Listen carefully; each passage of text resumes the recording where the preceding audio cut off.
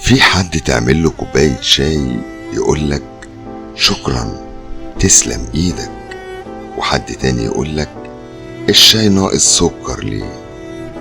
حد تجيب له ساعة هدية يقولك تسلم انك افتكرتني، وحد تاني يقولك عندي ساعات احلى من كده بكتير. حد في كل خناقة يقولك عمري ما شفت يوم حلو معاك، وحد تاني يقولك ها نحل الموضوع عشان كل الحلو اللي شفته معاك. الناس نوعين بتشوف الحلو اللي في كل موقف بيحصل ويقدره، فغصب عنك تبقى عاوز دايما تسعده، ولو تطول تجيب له نجمة من السماء.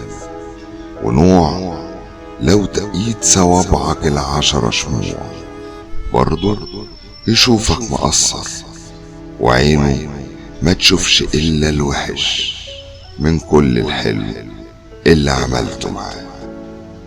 تحياتي، يحيى شاهين.